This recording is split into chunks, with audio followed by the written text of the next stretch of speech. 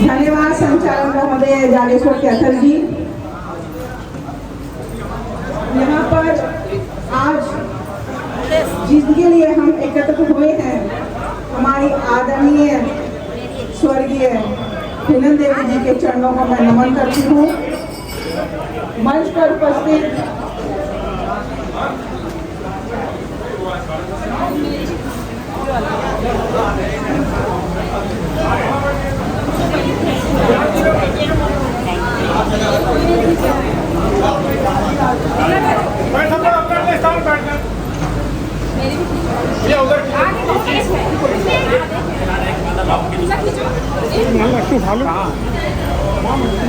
मंच पर उपस्थित हमारे प्रदेश अध्यक्ष श्यामलाल पाल जी,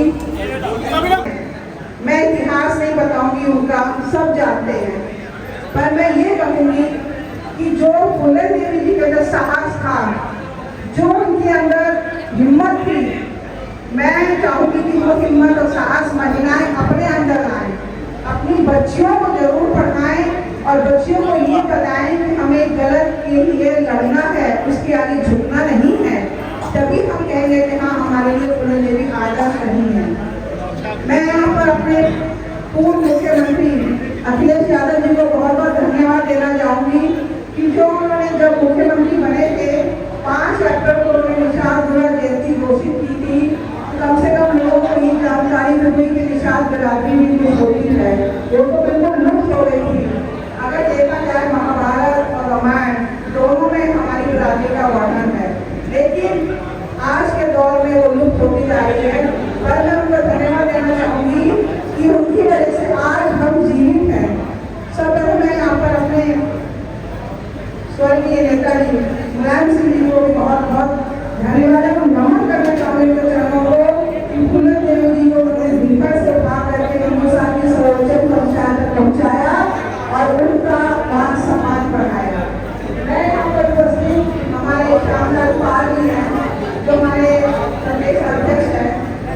मैं अपना आपको मैं नगर निगम में पार्षद श्रीमती एडवोकेट अलमीरा वर्मा, तो मेरे स्वर्गीय मामा स्वर्गीय रमालाल जी, जिन्होंने फूलन देवी जी का ये बहुत बड़ा कार्यक्रम कराया।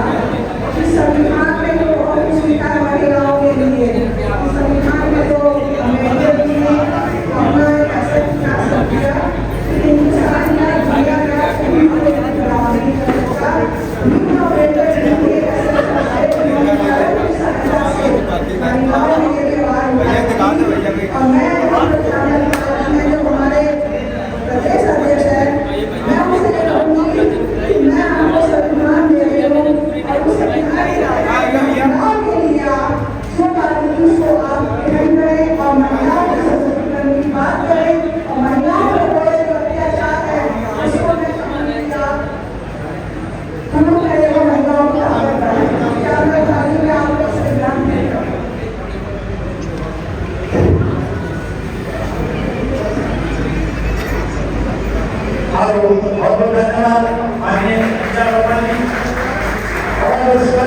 सुशील यादव जी पूर्व पार्षद, जिला उपाध्यक्ष पिछड़ा वर्ग प्रकोष्ठ से कानपुर ग्रामीण, जो गला भेंट कर स्वागत करेंगे माननीय प्रदेश अध्यक्ष जी का। इसी कड़ी में हमारे बीच में खौरा से पार्षद राम बिलास निषाद जी हैं, उनका हार्दिक अभिनंदन करते हैं। और जिला पंचायत के प्रत्याशी देशराज निषाद जी, उनका भी हार्दिक अभिनंदन करते हैं। और गोविंद निषाद जी, उनका भी जो है वो खौरा कटरे से आए हैं लोग, तो उनका हार्दिक अभिनंदन।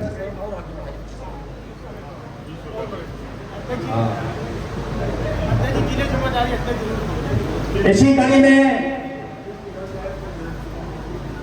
माननीय आरके साहब, जो बहुत ही जुझारू साथी हैं, हो कि जब जब चाहे समाजवादी पार्टी के कार्यक्रम हो, चाहे सामाजिक कार्यक्रम हो, हमेशा वो अपना ये गेस्ट हाउस मुफ्त में दे करके और खाने पीने की व्यवस्था करके लाखों रुपया हर कार्यक्रम में खर्च करके साधु यादव जी समाज को आगे बढ़ाने का काम करते रहते हैं। इसलिए उन्हें मैं धन्यवाद ज्ञापित करता हूं, आज के सहयोग के लिए भी और उनके हमेशा के सहयोग के लिए भी। इस मंच पर मौजूद हैं हमारी पार्टी के प्रदेश अध्यक्ष आदरणीय श्यामलाल पाल जी, विधानसभा में मुख्य सचेतक किरण पाल जी, पूर्व विधायक राम कुमार जी, हमारी पार्टी के जुझारू साथी और पूर्व अध्यक्ष नीलसेन यादव जी, हमारी ग्रामीण पार्टी के मौजूदा अध्यक्ष मुनीश शुक्ला जी, इस मंच पर मौजूद जिन्होंने जीवन अपने संघर्षों में गुजार दिया, प्रदीप यादव जी, पूर्व प्रमुख सुरेश यादव जी, जितेंद्र कटियार जी, कुलदीप जी, हमारे तमाम साथी रमेश कुशवाहा जी, समर सिंह जी, और अगर मैं किसी का नाम न ले पाऊं, सोमवती संखवार एक लंबे दौर से मैं देखता हूँ कि संघर्षरत है। ये आशा जी तो हम लोगों के टाइम की है, कोई ऐसा कार्यक्रम नहीं जहाँ आशा जी की शिरकत रही हो। आवाज आ रही मैम, आज ये जो कार्यक्रम था तो क्या कार्यक्रम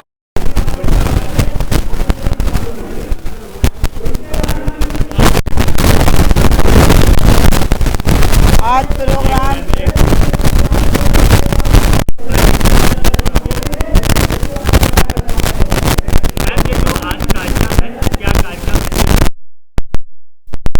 जानकारी अभी लखनऊ की यहाँ प्रोग्राम है पूरन जयंती।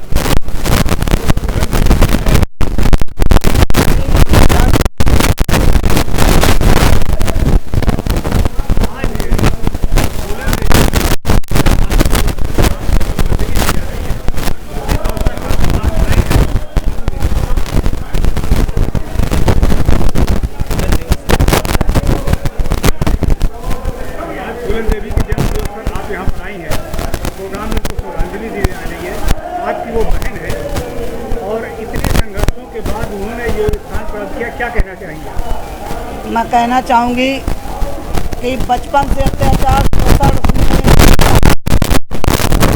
सहते हुए का जो वो दशा हुई उसकी आप लोग जानते हैं। मैं बताना चाहूँगी कि आज 10 अगस्त को उसकी जयंती मना रहे हैं। जगह जगह जैसे जैसे हमको सूचना मिली हम यहाँ पर आए।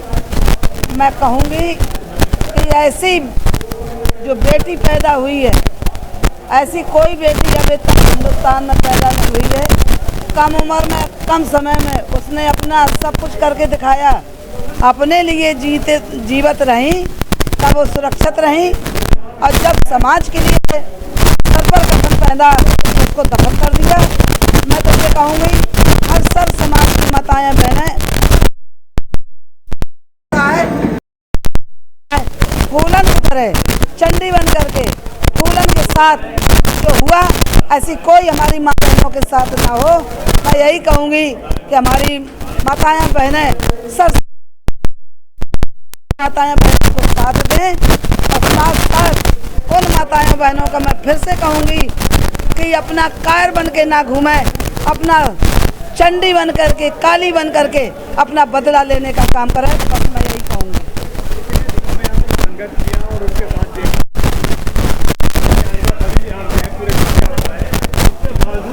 क्या आपको लगता है कि उनको न्याय मिला? नहीं मिला।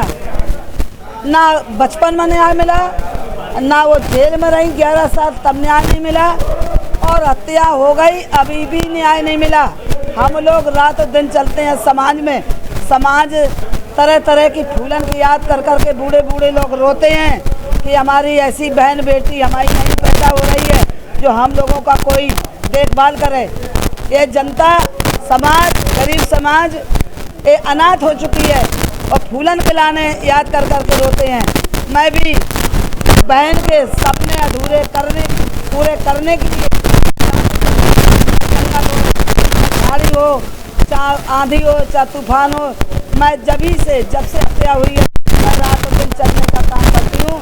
मैं हर समाज के बाप बहन बेटियों की लड़ाई लड़ने के लिए हम चलते रहते हैं रात और दिन।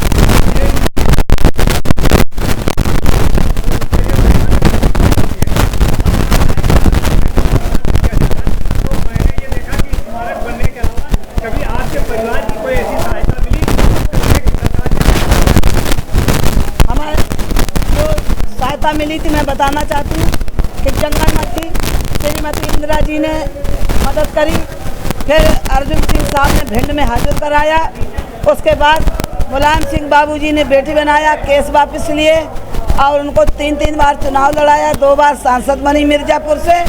और जब से हत्या हुई है अब कोई कुछ नहीं मिला है उसके बारे में, लेकिन इस समय अखिलेश जी उनकी केयर कर रहे हैं। हो सकता है, हमें भरोसा और विश्वास कि अखिलेश का कुछ करेंगे। इन शर्तों पर जी ने आज नहीं हुई,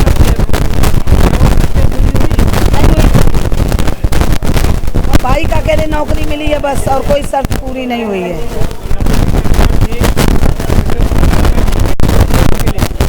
अब सपा की सरकार में तो हम इतना आना जाना नहीं रहा, क्योंकि हम लोग गम्मा थे, बहन की हत्या में गम्मा थे, हम लोग अनाथ हो चुके थे। अब इस समय हम चल रहे हैं इस पार्टी में और समाज के लिए और गरीबन के लिए हम लड़ाई लड़ रहे हैं और गरीबन के साथ चलने का काम कर रहे हैं। जो हमारे बीच में आज नहीं है, मैं उनके चरणों में पुष्प अर्पित करता हूँ। आदरणीय मुलायम सिंह जी, नेताजी हमारे, आदरणीय स्वर्गीय फूलन देवी जी, आदरणीय श्री मनोहर लाल जी एडवोकेट, पूर्व मंत्री, सांसद, लंबे समय तक राजनीति की उन्होंने। आज उनका जन्मदिन है, अगर उससे सच्चाई से अवगत नहीं कराएंगे तो शायद हम अपने आप को कभी माफ नहीं कर पाएंगे, क्योंकि ये कानपुर में हो रहा है और कानपुर के बगल में ही उसकी जन्मस्थली है। मैं गया हूँ कानपुर के बगल में, कानपुर गया हूँ, 5 किलोमीटर गाँव। 1994 में आदरणीय नेताजी मुख्यमंत्री थे और फूलन देवी जेल में थे। उससे पहले बहुत सारी बातें हमारे साथियों ने, वकील साहब ने लंबी बात, कैसे मुकदमा लड़ा, सब कुछ बताया, लेकिन शुरू से जो बात हुई वो हम लोग आपको बताएंगे। मेरे याद है 3 स्टेट की हेलीकॉप्टर फोर्स जो है फूलन देवी को पकड़ने पर लगी हुई थी, याद होगा वकील साहब। तब बीकापुर क्षेत्र से हमारे मिनिस्टर हुआ करते थे कांग्रेस में, सीताराम निषाद, नाम सुना होगा आपने, हमारे समाज के नेता फैजाबाद। एक दिन हमारी उनसे चर्चा हुई, क्योंकि अर्जुन सिंह ससुराल अयोध्या में है, बीकापुर क्षेत्र में, और वो अर्जुन सिंह वहां मुख्यमंत्री थे राजस्थान, मध्य प्रदेश में। तो हम दोनों मिलने गए, समय लिया, हमने कहा यहाँ की पुलिस मार देगी, राजस्थान और यूपी की पुलिस पर हम यकीन नहीं करते, आप पे यकीन करते हैं, हम आपके सामने उसको सरेंडर करा दें। नथालाल बाथम ग्वालियर वाले, उनको हमने फोन किया और कहा कि इनको वहीं सरेंडर करा दो, ग्वालियर में सरेंडर करा, जेल चली गई। अन्य उसकी जान को खतरा था, 2-2, 3-3 स्टेट की पुलिस हेलीकॉप्टर कबिंग कर रही थी ढूंढने के लिए। हमने वो दौर देखा है, और हमारे तो उम्र में भी 8-10 साल छोटी थी, हमारी छोटी बहन थी। लेकिन 94 में बेगम हजरत महल में 20 जनवरी 94 का दिन मेरे याद है, बहुत सारे लोग जानते होंगे, राम कुमार जी जानते हैं। और हमारा जो दफ्तर है लखनऊ में पार्टी का, उसकी बगल में 3 नंबर कोठी है जो मनोहर लाल जी को मिनिस्टर रहते हुए मिली थी। और नेताजी को कोठी पर आकर के करना था, क्योंकि कार्यक्रम 20 जनवरी का तय होगा। ये उससे पहले की बात है, 8-10 दिन पहले की कार्यक्रम किस तरह से। तो हमारी बहुत सारी मांगे, बालू का, घाट का, मछली का, मोरम का, तमाम मांगे हमने करी। तो हमने बाबू जी से कहा, मनोहर लाल जी से, मैं कहा एक मांग और जोड़। एक बेटी बहन हमारी 11 साल से जेल में है, उसकी रिहाई की मांग अगर हम करेंगे तो बोले कि ये मुख्यमंत्री जी कैसा लगेगा। मगर आम मत बोलना, राम कुमार जी हम और दीपक जी बोल लेंगे, क्योंकि आप मंत्री हैं सरकार में। और हमने पीछे से तैयार करे लोग कि जब हम ये मांग करें नेताजी के पावन अवसर पर इतने अच्छे लोग और इतनी बड़ी भीड़ के साथ इस परिसर में आए हैं, मैं आप सभी लोगों को बहुत बहुत दिल की गहराइयों से स्वागत करता हूं, अभिनंदन करता हूं, स्वागत करता हूं इस कार्यक्रम के आयोजक देवी प्रसाद निषाद जी का, और स्वागत करता हूं इस जनपद के जिलाध्यक्ष सम्मान्य साथी मोहन शुक्ला जी का, और आप सभी लोगों की संपूर्ण टीम का स्वागत करता हूं, अभिनंदन करता हूं, स्वागत करता हूं आज के इस कार्यक्रम के अध्यक्ष और के ब्लॉक प्रमुख राधेर सिंह और साधु यादव जी, अभी हमारे किरण पाल कश्यप जी गए अपनी बात को पा करके, आदरणीय वीर सिंह यादव जी, सुशील पाल जी, सियाराम पाल एडवोकेट साहब, डॉक्टर प्रभा यादव एडवोकेट जी, प्रदेश अध्यक्ष सुरेश यादव पूर्व प्रमुख जी, सोमवती संखवार जी, डॉक्टर रमेश कुशवाहा जी, आशा यादव जी, डॉक्टर R.K. यादव जी, जिनके विचारों को भी आप लोगों ने बड़ी गंभीरता से, सहृदयता से सुनने का कार्य किया, अंजिला वर्मा जी पार्षद, अर्चना रावल जी, अमित यादव जी, डॉक्टर यादव जी, प्रतिभा अटल पाल जी, चंदी पासे जी, ब्लॉक प्रमुख जी, सर्वेश यादव जी, हमारी वान साधना गुप्ता जी, साथियों बनारसी पाल जी, और अभी आप लोगों ने एक दिल की वेदना जो संघर्ष की मुहिम तक गई है, ऐसी बहन रुक्मणी देवी को आप लोगों ने सुनने का काम किया।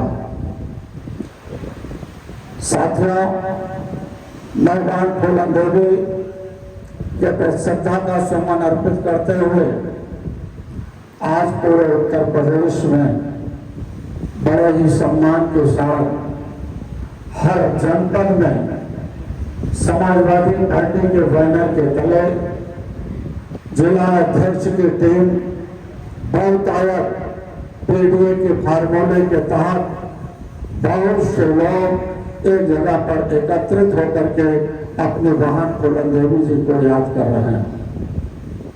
इसके लिए मैं पूरे उत्तर प्रदेश को धन्यवाद देना चाहूंगा कि आज वो समय है फूलन देवी जी को पहचानने का।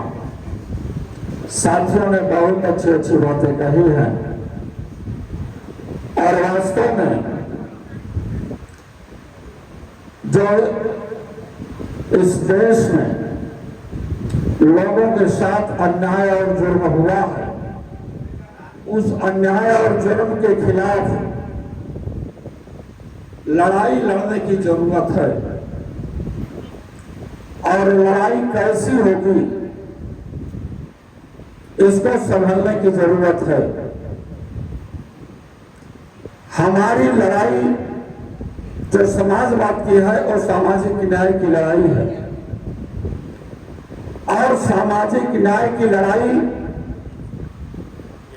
तभी पूरी हो सकती है, सामाजिक न्याय तभी लोगों तक पहुंच सकता है जब इस देश की जाति जनगणना होगी। जब तक देश में जाति जनगणना नहीं होगी तब तक सामाजिक न्याय पूरा नहीं होगा।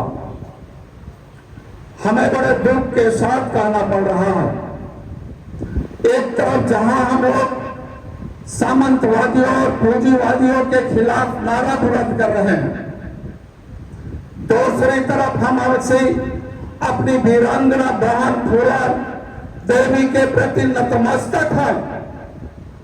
जिन पूंजीवादियों और सामंतवादियों ने हमारी बहन को अपमानित करने का काम किया, वो बहन स्वयं अपने हाथों में हथियार लेकर के उन वादियों का, उन सामंतवादियों का सफाया करने का काम किया। इसलिए मैं अपनी फूलन देवी बहन के प्रति बहुत बहुत नतमस्तक हैं, उनका स्वागत करता हूं। उसने नहीं समझा कि हम अपने हाथों में तलवार ले रहे हैं, हम अपने हाथों में बगावत का हथियार ले रहे हैं।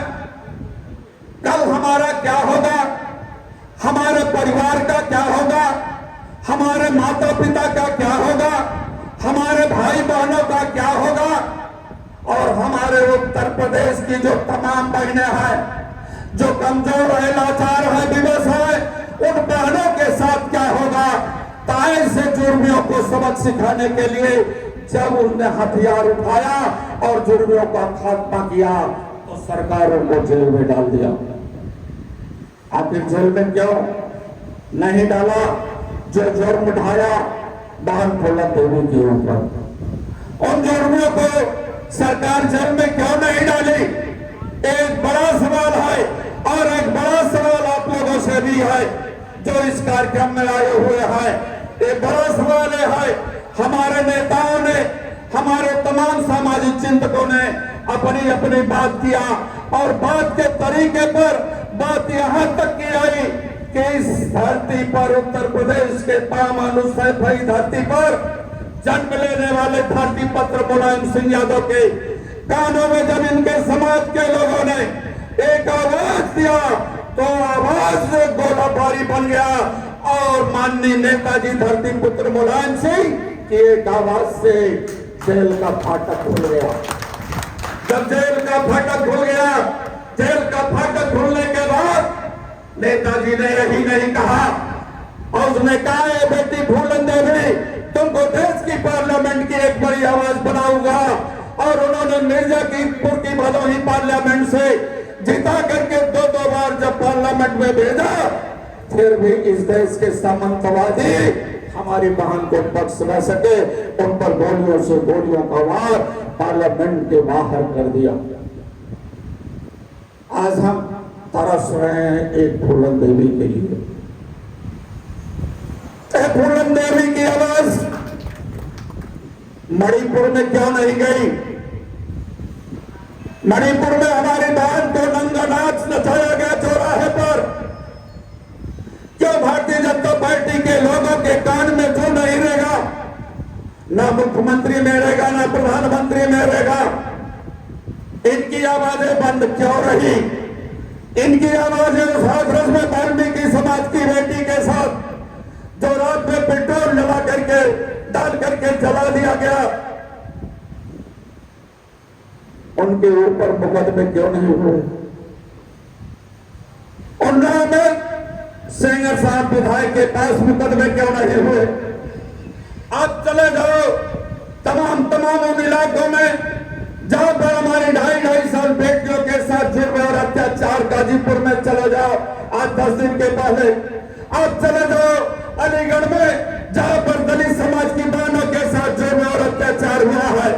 आप चले जाओ हाथरस में, तमाम जगहों पर उनके बच्चों को पढ़ाई लिखाई के लिए 1 लाख रुपया देने का काम किया। लेकिन ये सरकार, यहां पर बड़ी संख्या में निषाद समाज के लोग आए हैं, हमारी बहन रुक्मणी देवी के लोग आए हैं। मैं आप लोगों से सवाल करना चाहूंगा, तमाम पीढ़ी के लोग के लोग भी आए हों, कश्यप समाज के लोग भी आए, काशी समाज के जाबाज लोग हमारे पास आए हैं। मैं सोचता हूं कि जो आपकी जिंदगी है, आपका जीवन है, जो इतनी दुर्गति पर है और सदियों से जुर्म और अत्याचार सहा है, और सदियों से जुर्म और अत्याचार सहने वाले इस फूलन देवी की आवाज बढ़ करके अखिलेश यादव के साथ क्यों नहीं खड़े हो जाते हो? इस बात पर तालियां कम क्यों? इस बात पर तालियां कम क्यों है? इसका मतलब आप फूलन देवी के सम्मान के गुहार जो माननीय नेताजी ने किया, धरती पुत्र मुलायम सिंह यादव, उस आवाज को आप एक बड़ी आवाज नहीं बनाना चाहते हैं। अगर आप आवाज बनाना चाहते हैं, अपने फूलन देवी बहन का सम्मान चाहते हैं, तो इस देश का संविधान खतरे में है। एक तरफ मोदी सिंगोल की स्थापना की है, सिंगोल का मतलब राजा रानी के पेट से पैदा होगा, और दूसरी तरफ भारतीय संविधान का अपमान हुआ है।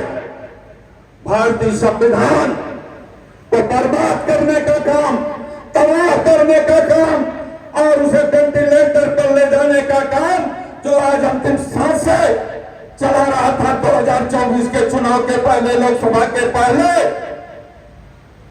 उस वेंटिलेटर पर भरने का काम मोदी के अलावा और कोई नहीं किया। मैं आज इस कार्यक्रम में आए हुए अपने सभी जाबाज लोगों से, समाजवादी साथियों से, पीडीए के लोगों को बहुत बहुत धन्यवाद देता हूं और मुबारकबाद देता हूं कि जो हमारा संविधान वेंटिलेटर पर था, जिसके अंतिम सांसें बंद होने वाली थी, उस अंतिम सांस को आप लोगों ने श्री अखिलेश यादव की आवाज जो उन्होंने पीडीए दिया था और पीडीए की एकजुटता से उनके 400 के पार वाले बड़े इंजन को आप लोगों ने ध्वस्त करने का काम किया उत्तर प्रदेश से। इसलिए मैं आप लोगों को बधाई देता हूं। और उनका इंजन ध्वस्त हो गया है, उत्तर प्रदेश से जाने वाला रास्ता रुक गया है। लेकिन आप समझ लो, आदरणीय अध्यक्ष जी मुकुल शुक्ला जी, आपको बधाई देता हूं। देश में भर गया। सियाराम पाल जी, बात सही है ना? बात सही है ना? पालों में समझ में आया कि नहीं, यादव सिपाही बन गया और पाल सिपाही नहीं बन पाया। निषादों में ये बात गई रुक्मिणी देवी बहन जी, निषाद जी, कि निषाद सिपाही नहीं बन पाया, यादव सिपाही बन गया, और यही बात हर समाज में गई। तो मैं आपसे कहना चाहूंगा, निवेदन करना चाहूंगा, महात्मा गौतम बुद्ध जी ने कहा, श्यामलाल पाल की भी बात सुन लेना, और कोई पाल आ जाए योगी वाला तो उसकी बात भी सुन लेना, रात को चले जाना, अपने दिमाग का प्रयोग कर लेना, और जो सही लगे वही काम कर लेना, चिंतन कर लेना और मंथन कर लेना, जो बात सही लगे वही काम कर लेना। अभी योगी की पीरियड में सिपाही का पर्चा लीक हुआ, कंपटीशन प्रदेश की सरकार और देश की सरकार में। मोदी ने कहा, योगी तुम सिपाही का पर्चा आउट करा रहे हो, तो हम नीट डॉक्टर बनने वाले पर्चा आउट करा दूंगा, लीक करा दूंगा, प्रोफेसर बनने वाला पर्चा आउट करा दूंगा। प्रधानमंत्री मुख्यमंत्री में कंपटीशन चल रहा है, कब तक वो रहेंगे, कब तक ये रहेंगे, इनकी जीविका का भी पता नहीं है। लेकिन जब सिपाही का पर्चा आउट हुआ, हमारे अपने लोगों ने नहीं समझा क्या?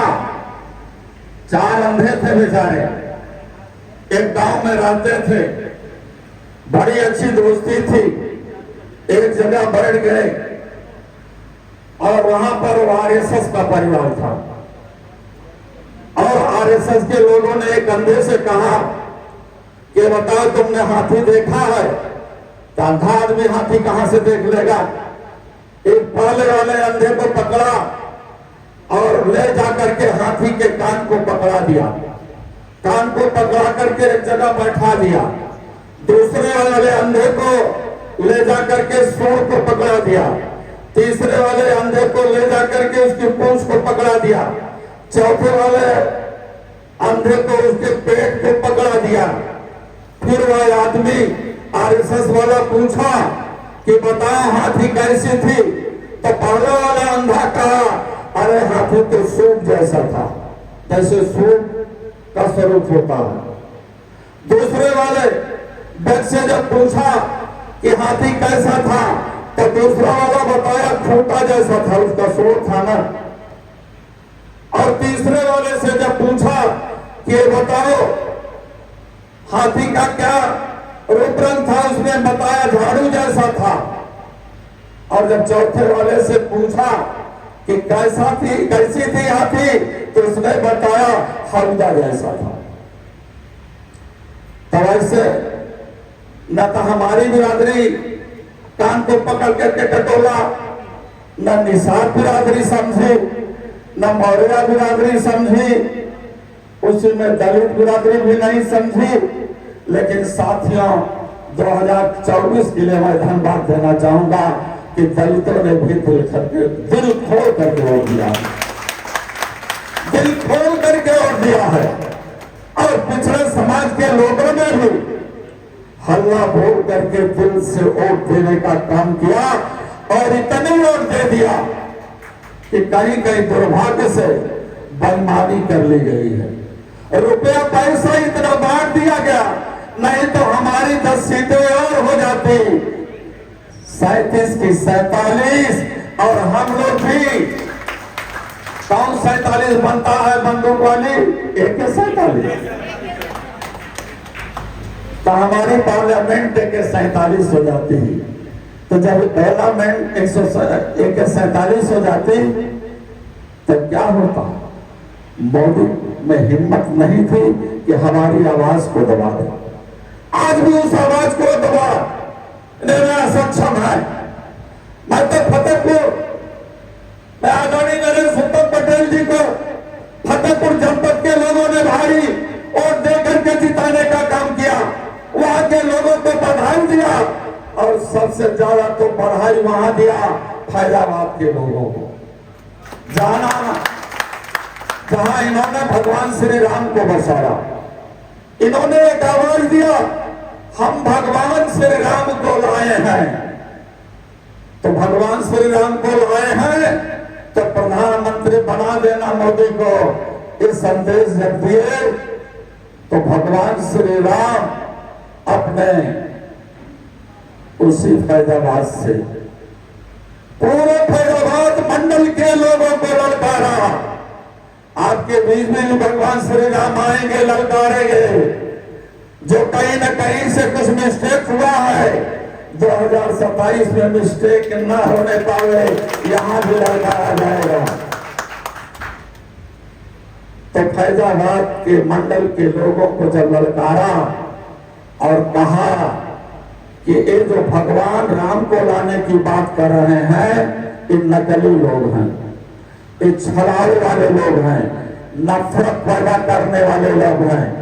यहाँ का वह आदमी बढ़िया है जिसको समाजवादी पार्टी के नेता अखिलेश यादव ने काशी को भेजा है। तो वहां की जनता ने अपने भगवान श्री प्रभु की बात को मान करके अवधेश काशी को पैदा किया ना, पूरे मंडल में पैदा कर दिया 5 साल से। मैं जब वहां अयोध्या में कार्यक्रम में गया, सभी जिलों के कार्यकर्ता हमारा इकट्ठा था, नेता लोग थे, उन लोगों ने एक कह दिया कि अध्यक्ष जी, हम 5 लोग सभा के बॉर्डर वाले क्षेत्रों पर जैसे लक्ष्मण रेखा खींची गई थी किसी जमाने में, हम लोगों ने अखिलेश रेखा खींच दिया है। अब कोई भारतीय जनता पार्टी का जाएगा तो भस्म हो जाएगा। ये काम आप लोग भी करोगे कि नहीं? कम से कम कानपुर मंडल में इतना काम कर लो, कहीं से भी ये नफरत पैदा करने वाले लोग अगर कानपुर मंडल के अंतर्गत प्रवेश करना चाहें तो वहीं के आपके छू मंत्र से वहीं पर वो भस्म हो जाए और कानपुर मंडल में न आ पावे। कितने लोग संकल्प ले रहे बताओ बताओ। बहुत बहुत धन्यवाद। तो क्या एक बात करोगे आप लोग,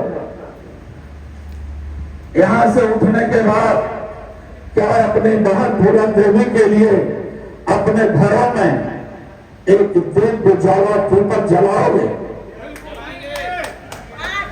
जलाओगे कि नहीं? एक दीपक जला देना किसके नाम पर? बहन फूलन देवी के नाम पर। और एक दीपक जला देना धरती पुत्र मुलायम सिंह यादव जी के नाम पर। जला दोगे कि नहीं? जीवन प्राण दिया है और वहां तक पहुंचाने वाले हमारे बाबू मनोहर जी हम लोगों के बीच में नहीं है, इनके लिए भी एक दीपक जला दीजिएगा। जलाओगे कि नहीं? और किस लिए जलाओगे? सिंदूर की स्थापना न हो पावे, राजा रानी के पेट से न पैदा होने पावे, क्योंकि भारत का लोकतंत्र दुनिया के लोकतंत्र से बड़ा है। दुनिया में जितने लोकतंत्र हैं सभी लोकतंत्रों से बड़ा है, लेकिन मोदी के लोग इतने बड़े लोकतंत्र के गर्भ में सिंदूर का भ्रूण पैदा करके विकसित करना चाहते हैं। इसलिए इस भ्रूण को विकसित होने के पहले हम लोगों को 2027 में इसको निस्तारनबूद कर देना होगा। ये बात लेकर के जाना होगा। साथियों, ये बात मैं इसलिए कह रहा हूं, एक बार मैं इसी कानपुर जनपद में आया, से स्वागत और अभिनंदन। इसी कड़ी में हम बुलाना चाहेंगे डॉक्टर एस के चौधरी साहब को कि आए और अपनी बात को सभी के सम्मुख रखें। माननीय प्रदेश अध्यक्ष जी का स्वागत करने के लिए माननीय अजीत यादव जी सूची लेकर आ गए।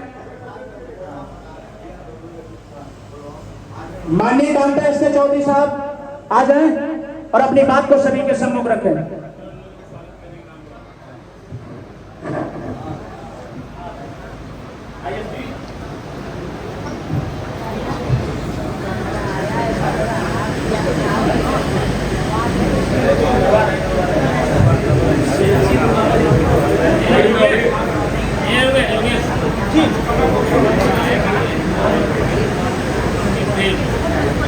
जय भीम महोदय, संचालक महोदय का मैं धन्यवाद करना चाहूँगा जिन्होंने बोलने का मौका दिया, और मंच में बैठे हुए हमारे सभी सापा के कार्यकर्ता और जो मेन लोग हैं वो सबका मैं सम्मान करता हूँ।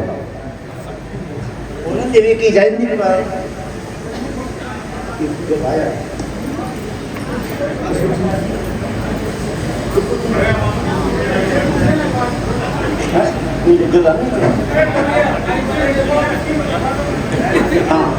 फूलन देवी की जयंती पर जो प्रोग्राम आयोजित हुआ है वो नारी सशक्तिकरण का एक उदाहरण है। हमारी माननीय फूलन देवी जी के साथ जो मनुवादियों ने अत्याचार किया उसका उन्होंने बड़े जन से जनता से मुकाबला करके हम लोग सभी ये मानते हैं कि हम लोग सब 85% हैं और हमें जो है 85 होकर के सत्ता में होना चाहिए, लेकिन सबको विदित होना चाहिए कि कहने के लिए हम लोग 85 हैं, लेकिन 85 ना होकर के हम लोग टोकने में बटे हुए मनुवादी व्यवस्था को मानते हुए मनुवादियों की व्यवस्था बनाई है, जो जातियाँ बनाई हैं, उन जातियों के कारण हम लोग 2 या 3% हैं। कोई भी व्यक्ति 1-2% आना नहीं है, क्योंकि हमारे यहाँ जो है कुशवाहा समाज, पाल समाज, यादव समाज, इस टाइप की काफी समाज के वर्गीकरण बना हुआ है। हम छोटे छोटे टुकड़ों में बटे हुए हैं, उसके कारण वो मनुवादी जिनकी संख्या 3.5 या 10% है सत्ता में काबिज है। उसका एक ही कारण है कि हम लोग जो है मनु व्यवस्था को अभी स्वीकार कर रहे हैं। कहने के लिए हम लोग कहते हैं कि मनुवादी हमारे दुश्मन है, मनु व्यवस्था को हम लोग नहीं मानते हैं, लेकिन जातों में बटे होने के कारण एक्चुअली में हम मनु व्यवस्था में फंसे हुए हैं। मनुवाद द्वारा जो व्यवस्था लागू करी है उनको भी हम लोग फॉलो कर रहे हैं। एग्जाम्पल के लिए अगर कहीं कथा होती है तो हमारी महिलाएं हमारे लोग वहाँ पहुँचते हैं, जाति के नाम पर हम एक दूसरा अत्याचार करते हैं। ये नहीं सोचते हैं कि अगर हम लोग इन टुकड़ों में बटे रहेंगे तो कभी मनुवादियों को नहीं हरा पाएंगे। इस बार समाजवादी पार्टी का जो हम लोगों ने इंडिया गठबंधन का लिए जो काम किया सब लोगों ने मिलकर के उसका परिणाम सामने है।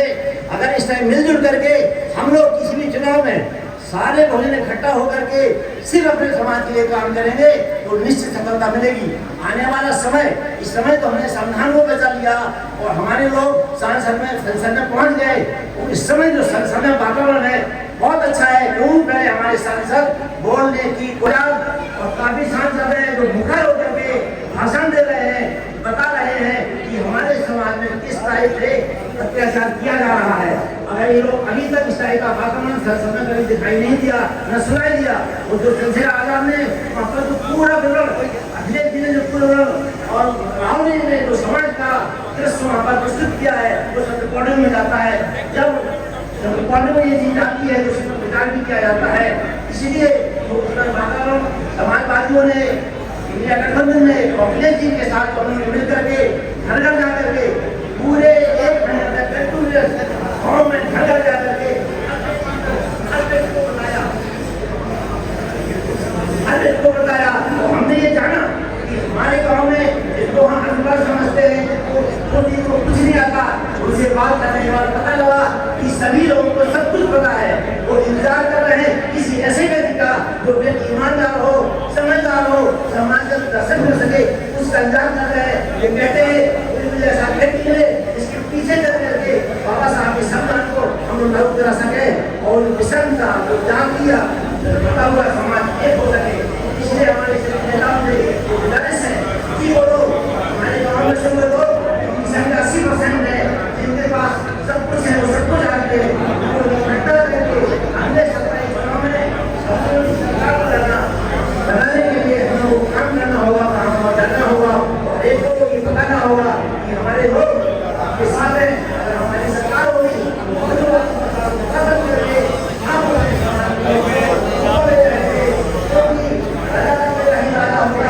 होता है, लेकिन अगर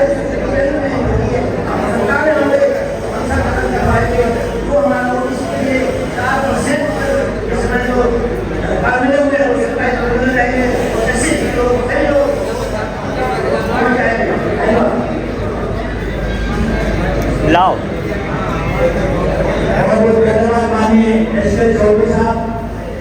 इसी तरीके हमारे बीच में उपस्थित है माननीय एडवोकेट अरविंद यादव जी, आपका बहुत स्वागत और अभिनंदन। एडवोकेट राजेश यादव जी, समूह यादव जी, विधानसभा अध्यक्ष महाराज वीर से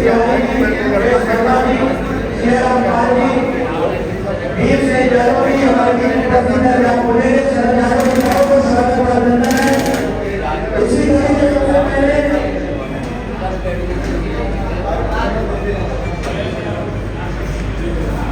आगे भी हमारे बीच में हमारे माननीय प्रदेश अध्यक्ष जी का सम्मान राम शरण यादव जी, वीर अधिवक्ता, सभी साथी माला पहनाकर स्वागत व अभिनंदन। बहुत बहुत जोरदार तालियों से स्वागत। सभी साथी अपना स्थान ग्रहण कर लें जिससे कि व्यवस्था सही से व्यवस्थित रहे।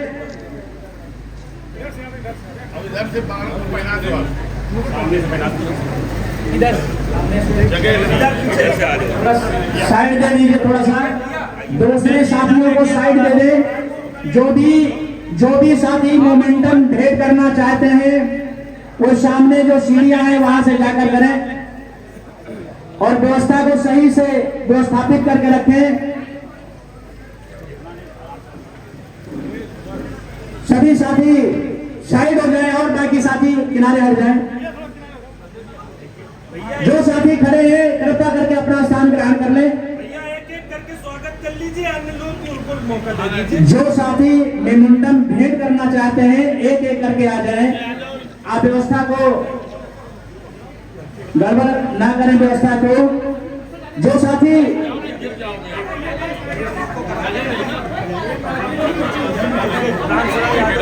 माननीय साधु यादव जो की जो टीम है वो कृपया करके लाइन पे आकर के खड़े हो जाए और माननीय प्रदेश अध्यक्ष जी का स्वागत करें। रणदीप सिंह और साधु यादव जी और ब्लॉक प्रमुख के साथ में है रामवीर सिंह उर्फ राजू पूर्व प्रधान, राम शरण यादव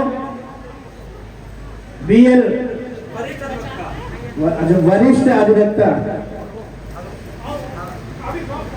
राम शरण यादव जी वरिष्ठ अधिवक्ता हैं और कुछ महिलाएं भी हैं, कृपया करके आगे आ जाएं। वो भी महिलाएं स्वागत करना चाह रही हैं। माननीय डॉक्टर रमेश कुशवाहा जी, डॉक्टर रमेश कुशवाहा जी माननीय प्रदेश अध्यक्ष जी का स्वागत करना चाह रहे हैं। कृपया जो साथी खड़े हैं साइड में हो जाएं। जो साथी लोग खड़े हैं वो साइड में हो जाएं। माननीय श्यामलाल पाल जी जो हमारे समाजवादी पार्टी के प्रदेश अध्यक्ष हैं, उनका स्वागत करने के लिए महिला विंग आगे आ जाए। आगे आकर के जो भी मेमोरेंडम भेंट करना चाहते हैं, देना चाहते हैं, मिलना चाहते हैं, आगे से आ जाए। जो साथी साइड में खड़े हैं कृपया करके अपना स्थान ग्रहण कर ले। जो लोग स्वागत कर चुके हैं